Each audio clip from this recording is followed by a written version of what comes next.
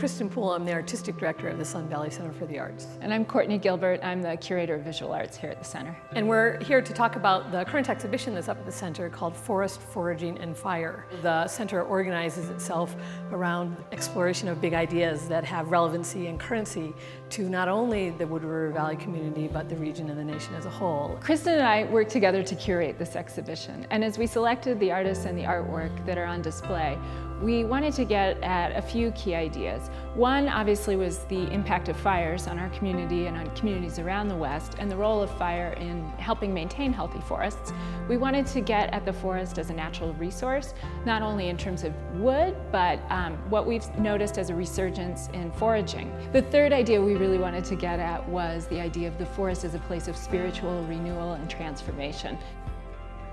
Jerry Saylor is from Moscow, Idaho, and has been doing installations all over the Northwest for a long time. When Jerry did her research about the fires here in the Wood River Valley, she realized that many of us were not threatened necessarily by the fire itself, but that it was the smoke that was so affecting us and that so infects the environment. And she was really intrigued about the way the smoke travels and the heaviness and the density of smoke. So she created this installation in the gallery in response to those feelings about the Beaver Creek fire and about fire itself. One of the things that you need to take note of when you look at the piece is that right around the edge of the perimeter, she's put a little, she said, I'm not very hopeful, but I'm slightly hopeful, because when we walked out there, she saw the green emerging from the forest.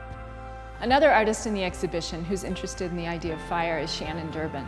And we have on display 3 watercolor paintings she made as part of a series of 10 that she called the Forest Fire series. She's based in Los Angeles and noticed that every fall smoke would come in and blanket the city.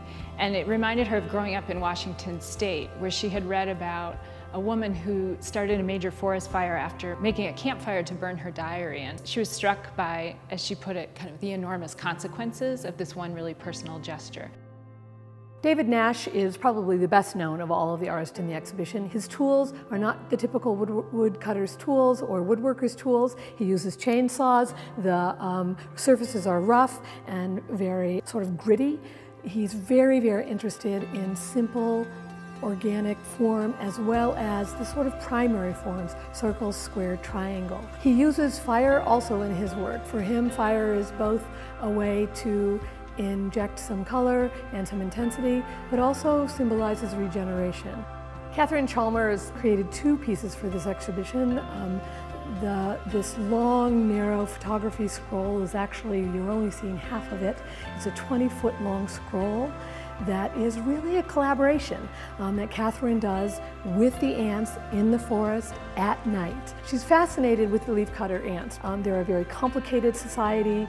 They are farmers, they're fighters, they're hard workers. For Catherine, the relationship with the leafcutter ants and humans is really the thing that she's exploring. And one of the things that Courtney and I were intrigued with and why we included her work in the exhibition is because they speak to the whole organization of things in the forest that we don't see. And she talks about an inspiration for that being in the language of an Assyrian text that was 800 BC text that talked about our impulse as humans to colonize the earth. And if you look carefully at the scroll text, you can find the letters colonize the. Bill Lewis is a painter who's based in Boise, Idaho, and he's made a bunch of different bodies of work about the human relationship to nature and how it's changed over the centuries. A few years ago, he made a painting of a taxidermied deer that was his brother's. He called it Stephen's deer, and he liked the painting, and he started thinking about taxidermy and what a funny thing it is that we take animals out of the forest after we've killed them, and then we stuff them and try to make them look as lifelike as possible before we hang them on our walls. There was a funny incongruity, of an antelope over a water cooler, for instance, and so he started a whole series called Fish and Game.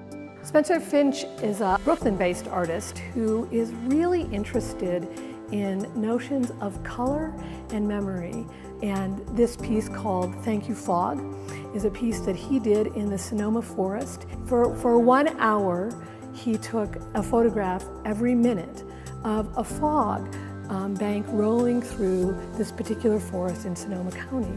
And if you get close to the piece, you can really see how the fog transforms the forest. Anna Siems is a painter who grew up in Germany but now lives in Seattle. Last year, she spent much of the summer of 2013 hiking through the Pacific Northwest, and what she was struck by was she kept coming across these enormous old growth stumps. And I think when we think about tree stumps, we think about trees dying, but what she saw were these stumps as grandmothers creating new life. Like many of her paintings feature these kind of ghostly images of children, they get at that feeling of the forest as a magical place of transformation and of mystery, but also the life cycle of the forest and our relationship to it as human beings through multiple generations. Erik Johnson is a photographer based in Seattle, and he was really struck by the forests in the Pacific Northwest that he had grown up with, particularly the role of the logging and the fishing industries in shaping those landscapes. We have on display two bodies of work that he's created. One is called Sawdust Mountain, and it's a look at the impact of logging and fishing on the Pacific Northwest. We also have photographs from a more recent body of work called the Mushroom Camps. A couple of years ago, Erik went into the forests of eastern Oregon and encountered these very remote, isolated camps that are occupied by kind of a mix of people from around the world who all go into the forest looking for mushrooms called matsutake mushrooms that are highly prized in Japan. And what's fascinating about this story is these people erect these kind of elaborate camps that they occupy for about 3 months, searching for these mushrooms, and every day the mushrooms that they collect are within 24 to 48 hours on a plane to Tokyo. Obviously, everybody who lives here has a relationship with the forest, and this will give them an opportunity to explore that.